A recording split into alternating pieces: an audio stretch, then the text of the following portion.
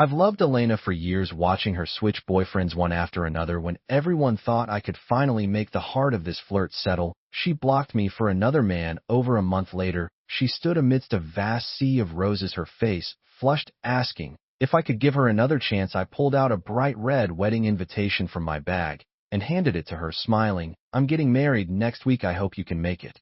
Chapter Elena posted a message in our old friends group: "Meet at the usual place tonight. I have an announcement." Julian, my closest friend, teased her. "Oh, getting so formal. Is our lady player finally ready to settle down?" This wasn't the first time he'd made that joke. Normally Elena would laugh and tell him to get lost, but this time she just replied with a single word: "Yes." Just one light word, yet it dropped like a stone in still water, stirring waves of surprise. The previously quiet group chat exploded in an instant. "No way, did I read that right? Is the Queen of Heartbreak coming ashore? Did our Romeo finally endure long enough to see the light at the end of the tunnel? Allow me to deduce Miss Lynn hasn't been dating lately, nor does she have any flirtations going on. The male lead has to be Romeo, no doubt, after all these years of his unwavering devotion. Congrats to Romeo." It wasn't a secret that I liked Elena. My exception and favoritism for her had always been blatantly obvious, known to everyone. She too reserved her gentleness and patience solely for me. Elena didn't say anything else, as if silently acknowledging everyone's jokes about us. After all, over the years, although she changed boyfriends, often her one constant had always been me. Anyone would think that my wait had finally paid off. Chapter Elena was the one who organized the gathering, yet she was the last to arrive, and following behind her was a shy, reserved young man. He was quite young, but undeniably good-looking. Perhaps feeling uneasy in a new environment with unfamiliar people, he appeared a bit nervous. He looked so much like I did years ago when I was first brought into the Lynn family. The group, who had been joking and laughing moments ago, fell silent, as if someone had pressed a power-off button. We all just stared dumbfounded as Elena turned around and looped her arm through the young man's. "Let me introduce my boyfriend, Oliver," she said as she spoke. Her gaze remained fixed on Oliver, a softness in her eyes that wouldn't fade. She looked every bit like a girl experiencing first love. Sensing the awkward atmosphere, Oliver lifted a hand and waved at us, his clean, gentle voice tinged with a hint of bashful shyness. "Hello, everyone." Julian was the first to react, laughing exaggeratedly. "Quite the secret. When did you get a boyfriend?" As he spoke, he kept glancing at me. He tried to mask it well, but after knowing him for so many years, I immediately saw the worry in his eyes. Was he afraid I'd make a scene, or afraid I couldn't handle it? I lowered my head, swirling the drink in my glass. My mind was blank, bitterness filling my mouth from beginning to end. Elena and I had always been somewhere above friendship, but below love. She'd never given me a legitimate reason to be openly jealous. What right did I have to make a scene? Chapter Over the years, Elena drifted from one relationship to another, changing boyfriends every so often, but she never formally introduced any of them to us. This action carried a certain implication that everyone understood. Elena nestled closer into Oliver's arms, smiling. "We've been together for over 2 months now. Oliver's a bit shy, so please don't scare him. 12 years ago, it was the same group, the same. Romeo's a bit shy, so please don't scare him." Back then, I had just returned from a small southern village, brought into the high-walled, prestigious Lynn family estate near the capital. I was ridiculed for my imperfect Mandarin. It was Elena who held my hand and pulled me into their circle. I was that year, and the girl with the radiant smile who dispelled all my confusion and fears became my guiding light. Out of consideration for my feelings, everyone's reactions were subdued. After all, with over a decade of friendship, when it came to relationships, they would naturally side with me over Oliver. Moreover, I had long been the one everyone thought would end up with Elena. The atmosphere grew heavy with silence. Oliver looked even more uncomfortable. He lowered his head and gently tugged at Elena's sleeve, whispering, "Sister, it feels like they're not very welcoming." I furrowed my brows slightly at his choice of address, feeling a slight physical discomfort. Chapter When Elena and I were teenagers, her favorite prank was to sneak up behind me. She'd either grab whatever was in my hand or suddenly jump onto my back, wrapping her arms around my neck and forcing me to call her sister. She was only 2 months older than me, but she was crafty, always persistent to the point of exasperation. In the end, I was usually the one to give in, only when my face flushed and I begrudgingly called her sister, which she finally let me go.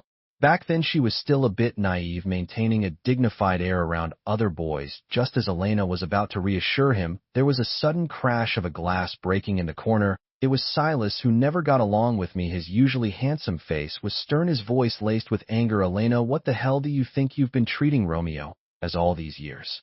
Elena's expression darkened, her gaze sweeping the room before locking onto me, then her lips parted slightly. I don't know if there's been a misunderstanding, but I've only ever seen Romeo as a younger brother. Chapter only a younger brother, is it? I wondered if she'd forgotten last year when we were all gathered to celebrate the new year. Julian had bought some fireworks and called for us to go outside and set them off. Elena sat lazily beside me, clutching my arm and smiling. No, Romeo for my family will stay here to keep me company. Someone nearby jeered. Since when did Romeo become part of your family? She threw a tangerine at them, laughing even harder. He's always been Romeo, is my childhood fiancé.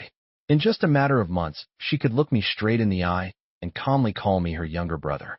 I placed a hand over my heart, pressing lightly. It hurt, it was uncomfortable, but not as much as I had imagined. In fact, there was a sense of relief, as if I had finally received an answer. It felt like when I sent what I thought was a beautifully written story to my favorite magazine, only to never hear back. Then years later, the magazine finally sent a reply saying my story hadn't been accepted. I'd simply, oh well, now I know it. Turns out that the initial enthusiasm and longing had long since faded in the wake. My feelings for Elena were the same. It wasn't that I didn't love her anymore, I just no longer held any expectations, so no matter the outcome, it didn't sway my emotions too much.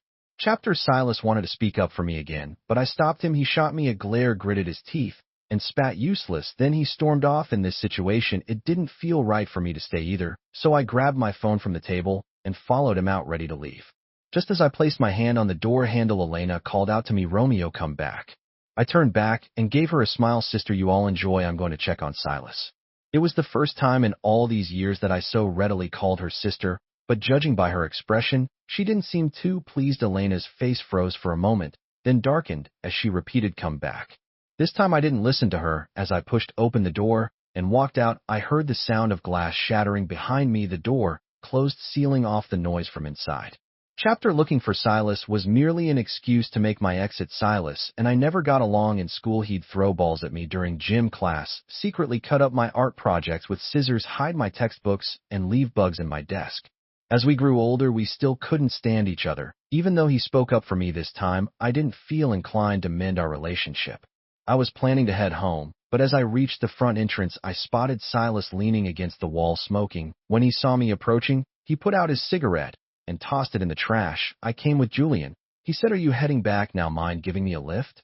I sighed, deciding against turning him down. After years of hanging out, this was one of the rare occasions we were alone together. Without arguing, I dropped him off at his house. He stayed seated, not moving. After a long pause, he finally spoke. That Oliver kid, he reminds me a lot of you back then. But what did that matter? No matter how similar he could never be me, and I could never be him.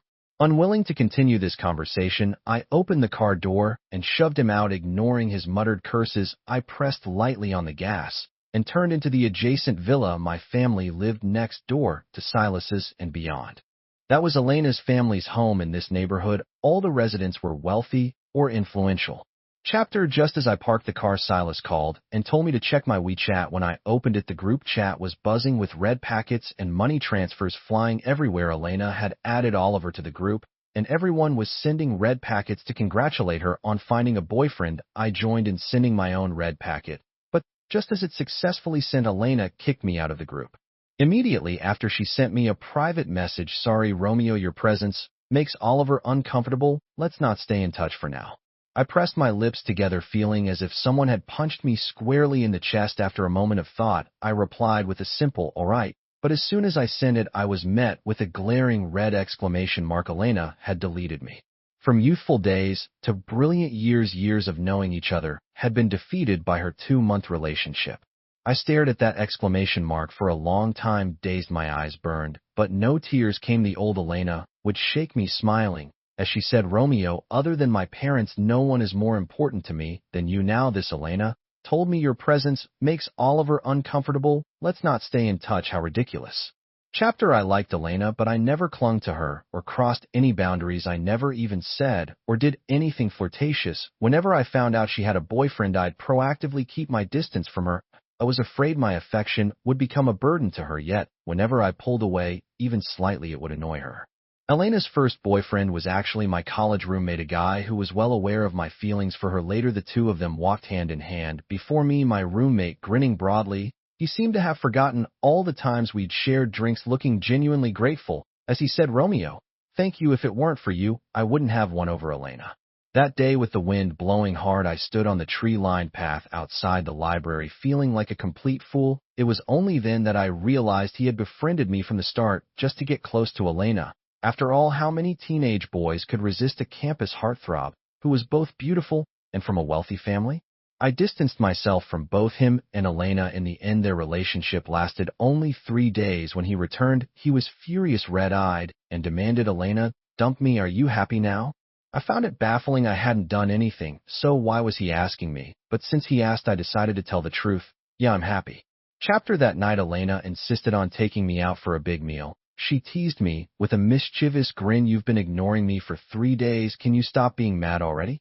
I answered earnestly, "I'm not mad. It's just that now you're dating someone. We should maintain some distance. It's better for everyone." But I only agreed to go out with him because you two were close. If Romeo likes him, I like him. If Romeo doesn't like him, I don't either. She said it with absolute confidence. Afterward, whenever she dated, she avoided anyone with connections to me. She didn't even bring her boyfriends around us publicly. But the circle of high society in the capital isn't that big or small. When she took her boyfriends to events, running into acquaintances was inevitable. Even if she didn't say anything, news of her relationships would eventually reach me through others. During holiday gatherings, someone would joke, "You've had so many boyfriends. When will you bring one for us to meet?" She'd place a shrimp in my bowl and casually take the one I'd peeled, replying nonchalantly, "They're not quite at that level yet." Some of her boyfriends added me on social media, either pleading or cursing, all with the intent of getting me to stay away from Elena. After it happened enough times, I understood. Even if I did nothing, just my existence was a sin. So, when Elena decided to cut ties for Oliver's sake, I respected her decision. But why did she have to kick me out of the group? Chapter An hour later, Julian kicked open my bedroom door. Seeing that I was all right, he scratched his head. "Man, I was worried you'd do something drastic, so I came to check on you." I glared at him, pressing my lips together without responding. A few minutes later, he cautiously asked, "Romeo, Elena is just temporarily confused. We can all see how much that Oliver resembles you. Once she comes to her senses, could you give her another chance?" What he didn't say was probably that Oliver reminded him of me from back. Then I frowned slightly, not directly answering his question. "Julian, I want to go back south to visit my grandma's place." When my mom was pregnant with me, my dad's business hit a rough patch and nearly went bankrupt. They consulted a feng shui master who pinpointed the issue to my mom's pregnancy. Master said I was destined to bring misfortune, which would affect my dad's financial luck, but my mom was already 9 months pregnant, close to her due date. Even if she had wanted to, there was no turning back. So as soon as I was born, I was sent south to my grandmother's. My grandmother named me Romeo, saying she hoped I'd live in peace year after year. But when she passed away, leaving me all alone. I used to think, well, at least I had Elena. Even if we weren't lovers, I was always her no choice, and that seemed like enough. But reality gave me a harsh slap in the face. It was the rainy season. The misty landscape of the south was shrouded in a light drizzle. Holding an umbrella, I stepped onto the familiar cobblestone path. At the end of the road stood an old 3-story building, the home where I'd spent years of my life. My mom always said my grandmother was stubborn. Even though her daughter married into wealth, she insisted on staying in the countryside, clinging to that old house. But it was this stubborn woman who gave me the happiest childhood. The rain was light. Vendors meandered through the streets on tricycles, calling out on loudspeakers, "Fresh bayberries, fresh bayberries." A man from the small villa next door came out with an umbrella, calling the vendor overseeing me by the road. He asked in surprise, "Romeo, what brings you back? It's not the Memorial Day yet." I forced a smile. I missed home, came back to stay a few days. He glanced at the suitcase I was holding, a flash of sympathy crossing his eyes. "Kid, why do you come all by yourself? Your grandma's old house hasn't been lived in for ages, and it's been raining these past days. It must be damp inside. How about staying at our place for now? Your sister Clara is hardly ever home, so you'd be great company for me." With that, he grabbed my suitcase and, cheerfully holding my hand, led me back to the villa. I was put in his daughter Clara's room, watching Uncle Chun bustling in and out. I finally understood what it meant to be overwhelmed by hospitality. After several refusals, he looked at me with such hurt, asking if I thought his home was too modest. That I gave in.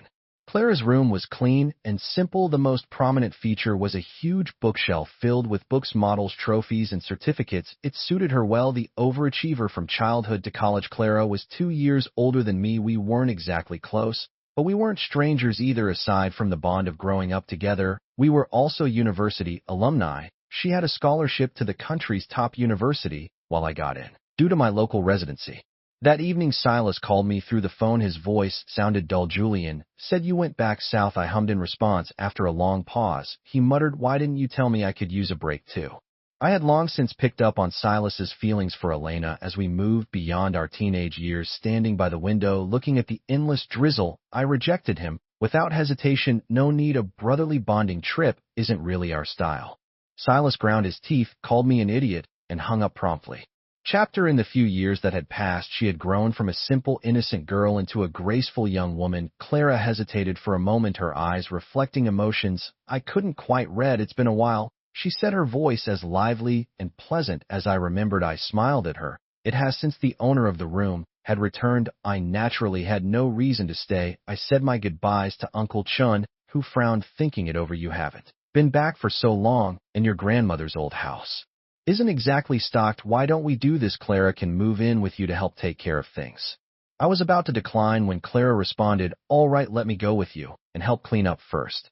Chapter. It didn't seem appropriate for a man and woman to stay alone together, but I couldn't refuse the father and daughter, so Clara and I headed to my grandmother's house. Although it hadn't been lived in for a while, I hired people every year to inspect and repair the house. Aside from a layer of dust, it was in decent condition. After we finished cleaning, I sat on the steps outside, staring off into the distance. The sky was clear and bright after the rain, large white clouds floating against the deep blue backdrop. It was a rare sight compared to the smog-choked skies of the capital. Clara handed me a bottle of water, and I looked up smiling. "Why did you come back all of a sudden?" She smiled back. "My dad tricked me into it." "What about you?" she asked in return. Clara was undeniably beautiful. The warm sunlight fell on her, as if dusting her in a light layer of golden powder. Unlike Elena's striking and bold appearance, Clara's features were gentle and elegant, radiating an air of scholarly charm. I looked away, choosing the most suitable words. Healing. Chapter. Life in the countryside moved slowly. I gradually adapted to the polite and peaceful cohabitation with Clara. She was a considerate roommate. Afraid I'd get bored, she brought over a stack of extracurricular books for me to pass the time. She even somehow managed to find a puppy that looked just like the one my grandmother used to have. I squatted down, petting the dog, my heart filled with a mix of emotions. Clara stood quietly beside me. After a long time, I heard her say, "Romeo, are you feeling hurt?" It was a familiar phrase, one that stirred memories buried deep in time. When I was little, the local kids often mocked me for being a parentless child, or worse, an illegitimate kid. At that age, I was soft-hearted and could only hide somewhere to cry. Every time I cried, Clara would always find me. She'd gently pat my head and ask, "Romeo, are you feeling hurt?" Gradually, fewer and fewer people bullied me, until one day, I saw Clara cornering a boy who'd thrown rocks at me, giving him a solid beating in the dead end of an alley, and finally understood why this skinny, delicate girl had become a fierce little warrior to protect me. It seemed I'd been very attached to Clara before I left here. How did we grow distant over time? Chapter. A few days later, Julian sent me a short video. In the video, Elena was slumped on the ground, clutching a bottle and calling Romeo, Romeo beside her. Oliver's brows were tightly furrowed, his expression dark. Under the video, there were two messages. "Romeo, when are you coming back? Elena's drunk and keeps demanding to see you. She's at the flower garden making a scene, and we don't know what to do with her." The flower garden was the old haunt Silas had mentioned last time, the most exclusive club in the capital, owned by the Lin family. Elena often drank too much when she went out, and every time I'd be the only one she'd follow home peacefully. Even drunk, she'd still recognize me. I once asked her if she wasn't afraid of mistaking someone else for me. She'd shake her head and pout. "How could I ever mistake you? You're the one and only Romeo." Chapter. It was these seemingly insignificant moments that fueled my feelings for her over years. Seeing even a hint of hope was enough to keep me going all this time, wasn't it? I replied, "From now on, don't tell me about her anymore."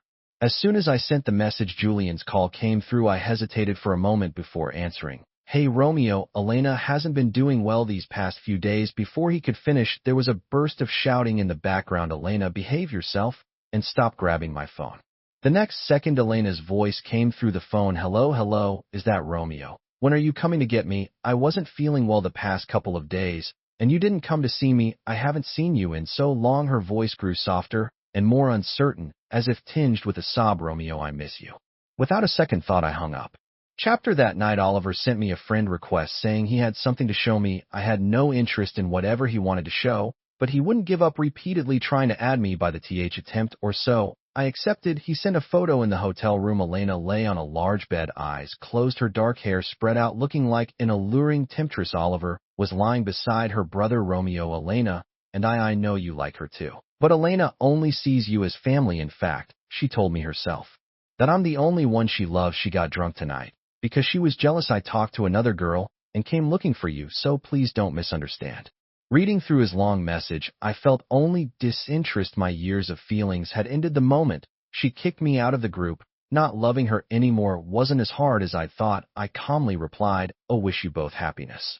It rained continuously for several days. Clara liked to brew a pot of tea and sit by the window writing or sketching. Meanwhile, I lay on the couch with a book. The puppy she gifted me was curled up at my feet, quiet. I named it Pudding. During this time, my relationship with her grew closer. Outside, there was the sound of rain pattering inside, the scratching of her pen on paper, and the occasional rustle of my book filled the air. It made me think of phrases like peaceful times and serenity in the passing years. A sudden urgent knock broke the calm. Outside stood Clara's neighbor, his face full of worry. "Clara, your father just fainted. You need to go see him." Clara froze, her slender figure swaying before she rushed out like a whirlwind. I quickly followed. Uncle Chun had always looked after my grandmother and me when she was alive. He helped us a lot, and even now he often brought us home-cooked food. Uncle Chun lay in bed, his face pale and sickly. Clara frowned and asked, "Dad, are you okay? Should we go to the hospital?" Despite her effort to control it, there was a tremor in her voice. Uncle Chun glanced at me standing behind her and let out a long sigh. "I wasn't planning to tell you this." He waved me closer and pulled a piece of paper from under his pillow. "My time is running out. My biggest worry in life is Clara. Romeo, I know you're a good kid. I want to entrust her to you." The paper bore the diagnosis: late-stage cancer. Clara snatched the paper, her frown deepening. As she read it, she stayed silent for a long time before saying, "It might be a misdiagnosis. Let's go for another checkup soon." Despite her words, Clara grew quieter day by day. When we were children, she would find me hiding somewhere to cry. Now, it was me looking for her, quietly weeping in secret. When I found her, she tilted her head up, her nose red. I still remember seeing her like this made my heart ache. "If you need to cry, just let it out. Don't hold back." I sat beside her, raising my hand, hesitating for a moment before gently placing it on her head, just as she'd comforted me when we were young. I softly patted her hair. It was nearing the end of June, and perhaps due to our heavy hearts, this summer felt hotter than usual. She looked up at the sky, choking up. "The reason I came back this time, it's because my dad told me he was sick when I got home." He brushed it off with a joke. I thought he was just kidding. I stayed quiet, knowing she needed someone to listen more than someone to talk to. "Romeo, thank you for everything these past few days. Don't take what my dad said too seriously. I'm not your responsibility, and you shouldn't feel obligated to take care of me or put your marriage on the line for the sake of old family ties."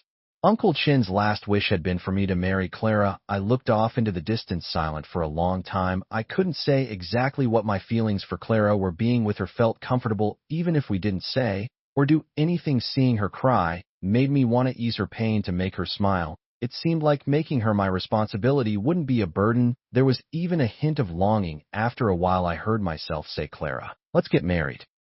Before I was, my parents were strangers who only appeared on holidays. After, they were family who just asked if I had enough money. Did they love me? Probably. But the emotional gap of years meant they didn't know how to get close to me. Every time I saw my mom warmly interacting with my younger brother, years my junior, I'd comfort myself with that thought. When my parents heard I was getting married, my mom just asked about Clara's background and agreed. The wedding was set for a little over a month later. Clara wanted to keep it simple, but I refused. Although I couldn't give her a lavish wedding, she deserved everything a bride should have. Since I decided to marry her, I wouldn't let her feel a hint of grievance. After discussing wedding details, we headed back home. A blue Pagani Huayra was parked outside. Julian stepped out, his sharp features worn with fatigue.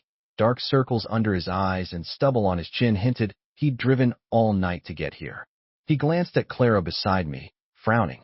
"Is she the one you're marrying?" As my close friend, he was the only one I'd told about the wedding. I nodded and Julian's frown deepened. Romeo, we need to talk. Clara left us the space. As composed and considerate as always.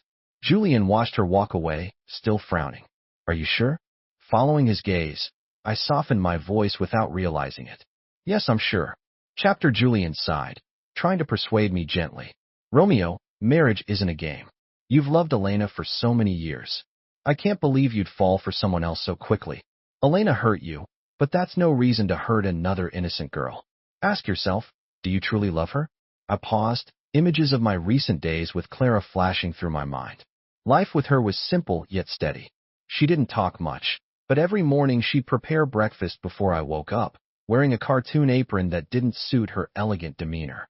She'd call me to wash up for breakfast with a smile. Little Pudding would wag his tail, circling around her over and over. The two of them together painted a picture of a quiet, homely life. In that moment, everything became clear. Turning to Julian, I patted his shoulder, answering with, "Don't worry, I'd never hurt Clara. Do I love her? It feels like I do." After Julian left, I got busy with wedding preparations. The date was approaching fast, and there was a lot to arrange. Julian still messaged me regularly, occasionally mentioning Elena. He told me Elena had gotten drunk and was manipulated by Oliver, who used compromising photos of her to pressure her into marriage. The incident caused a big stir, even making the news. The Lin family patriarch was furious, ordering Elena to step down from her role in the family business and reflect on her actions. Elena, who had been pampered her entire life, wasn't used to such hardships. Feeling down, she started drinking, and whenever she got drunk, she'd shout for me, refusing to listen to anyone else. Julian didn't tell me this directly, Silas did. Silas, after all these years, can't you forgive her just this once? Seeing her like this, doesn't it break your heart? I didn't reply. Heartbreak? For years, she knew how I felt. She gave me hope while constantly dating others. Whoever cared about my heart? Elena had tried adding me several times lately, but I ignored her. She'd called from different numbers, and I blocked them all. After she kicked me out for Oliver, there was no way we could even be friends. Some wounds can't be undone. Once love is shattered, mending it is no simple matter. Besides, I already have Clara now. I saw Elena again over a month later. Silas messaged me saying he was in a nearby town and asked to meet on the busiest street. Before leaving, I stuffed a stack of wedding invitations into my bag, hoping he could help distribute them back home. The wedding preparations with Clara were nearly complete, and Uncle Chin's health continued to decline, though it was evident he was genuinely happy. Our marriage was likely the only splash of color in an otherwise gray season. Today, the pedestrian street's flower beds were filled with bright red roses decorated with ribbons and balloons. Two young girls passing by chatted excitedly. Wow, which rich guy is proposing? It's so romantic. I heard it's actually a beautiful girl confessing her love. There's a whole sea of roses up ahead. They were flown in. Someone even saw a small plane this morning. Must be loaded. Let's go see. The crowd surged toward the spot where Silas and I had planned to meet. I frowned, starting to piece things together. A couple of days ago, I'd heard that the Lin family had given Oliver $1 million breakup fee. Seeing no future with a wealthy family, he took the money and left. With my bag in hand, I moved with the crowd toward the meeting point. Sure enough, the place overflowing with roses was near the cafe where we were supposed to meet. The surrounding street was packed with layers of people. Occasionally I heard girls gasp. The girl holding the flowers in the middle is stunning, and those guys next to her are handsome too. I love the one on the far right. He's got that bad boy vibe, so appealing. It's like a scene from a romance novel, beautiful heroine and her handsome knights. I wonder what the leading man looks like to have such a beautiful girl confessing publicly. Silas stood outside the crowd, and when he saw me, he excitedly pulled me into the throng. Make way, the leading man has arrived. Quickly, a path opened up. At the end of the path stood Elena, nervous yet hopeful, holding a large bouquet of Juliets. Silas released my hand and nudged me toward her. Compared to me, his dedication to Elena probably deserved more respect. Romeo. Elena called my name, a blush spreading across her delicate face. Amid the crowd's cheers, she slowly walked toward me. Behind her, our old friends wore expressions of delight, except for Julian on the far right, who leaned lazily against the wall with his arms crossed, watching the scene unfold with a smirk. Seeing me, he raised an eyebrow, setting off a wave of excited screams from the surrounding girls. Elena bit her lip shyly, holding the flowers out to me. Romeo, I'm sorry. I know what I did before was terrible. It wasn't until you left that I realized how much more important you are to me than I ever imagined. Will you give me another chance? Let me make up for my mistakes. I looked down, opened my bag, and pulled out an invitation to hand to her. I'm getting married next week. I hope you can come. Chapter. Elena froze, the expensive roses slipping from her hands, petals scattering. She stammered, Romeo, stop joking, this isn't funny. As she spoke, her eyes reddened. I ignored her, sidestepping to hand out the invitations to the others who were equally stunned. Remember to come to my wedding. I'd only told my parents and Julian about the wedding. Clearly they hadn't spread the news. Elena rushed over, grabbing the invitations I had just handed out and tearing them to pieces, throwing them to the ground. Her red-rimmed eyes glared at me. Romeo, I just said it, this joke isn't funny. I didn't expect Elena's reaction to be so extreme.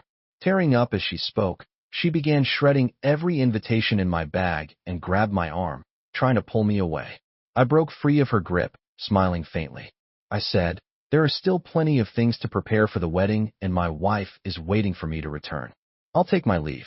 Chapter. 2 days later, Elena bought the house next door, and her flashy limited edition Koenigsegg looked wildly out of place parked outside the modest home. She waited for me outside every day, begging for another chance. Growing tired of her persistence, I sternly told her, I'm about to get married. Please stop bothering me. She bit her lip, her eyes immediately welling up with tears. A few moments later, she slowly crouched down, clutching her head and sobbing. Romeo, I know I was wrong. Just give me one more chance. I'm begging you. Please, Romeo, don't be so heartless. This once proud woman humbled herself, sinking into the dust to beg for my forgiveness. Watching her sobbing on the ground, I felt nothing. Heartless? Then I didn't mind being a little more so. I bent down slightly. Sorry, Elena, but your presence makes Clara uncomfortable. Let's not stay in touch.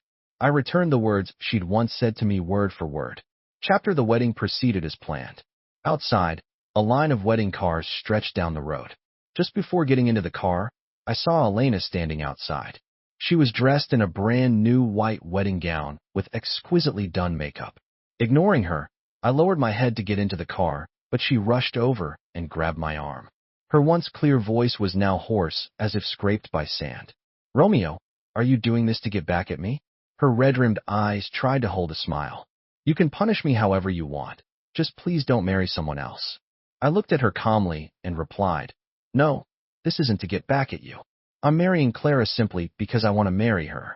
Tears fell down her face, and her grip on my sleeve tightened. But you don't love her, do you? I pushed her hand away, smiling faintly. If I didn't love her, why would I marry her? Elena, after all these years, you should know me at least that well. With that, I paid her no further attention and got into the car. As the procession pulled away, I could still see her lonely figure standing there in the rearview mirror, wrapped in white lace, a scene like a farce. Chapter. Married life wasn't much different from before. To take care of Uncle Chun, we moved back to the little villa. Clara slept on the bed, while I slept on a mattress on the floor. Until I was certain of her feelings, I wanted to give her enough respect. Julian still kept in touch, occasionally chatting about life and checking in on me. He never brought up Elena again. I learned about Elena's father being ousted from the board through the news. Oliver was ruthless, albeit lacking a sense of legality. He copied several of Elena's bidding documents and sold them to Lynn's competitors. Business is like a battlefield, and the Lynn Corporation took a severe hit, suffering significant losses. With no other choice, Lynn's father had to sell off his shares to cover the gap. Although he had Oliver imprisoned, he was no longer the company's largest shareholder. Because it was Elena's actions that caused the mess, other shareholders who had long harbored grievances took the opportunity to join forces and strip him of his position on the board. After reading this, I merely sighed, choosing not to inquire further. In a way, it seemed like a case of a daughter paying for her father's sins. Chapter. Uncle Chun ultimately didn't make it through the winter. Clara handled the funeral arrangements with an almost eerie calmness, so quiet it was heartbreaking. Having been raised by her father alone, they naturally shared a deep bond. Maybe it was precisely because she lacked a mother that she took such good care of me. the child who was often bullied for his absent parents. Over 6 months into our marriage, for the first time, I held her in my arms. She curled up, sobbing uncontrollably. Romeo, I don't have a father anymore. I gently patted her back, choking back my own tears to comfort her. You still have me. From now on, I'll be here with you for the rest of our lives. Let's walk this path together, taking care of each other and keeping each other warm. Chapter Because of Uncle Chun, we'd stayed in this southern town for a while, but now it was time to return to the capital. While packing, Pudding trotted over and dropped a diary in front of me like a treasure. Covered in cobwebs, it seemed he had dug it out from some forgotten corner. Curious, I opened it to find years' worth of notes chronicling a girl's quiet, enduring love. It turned out that all those years I hadn't known, a gentle, reserved girl had been silently in love with me. Clara finished packing her things and came over to ask if I needed any help. She caught sight of me flipping through the diary. You saw it? She asked, a shy and slightly anxious tone in her voice. I looked up, blinking away the moisture in my eyes, and smiled at her. What a coincidence, I like you too. Our relationship may not be filled with wild, passionate romance, but marriage is about life's little details. Who says that a quiet, steady love isn't life itself?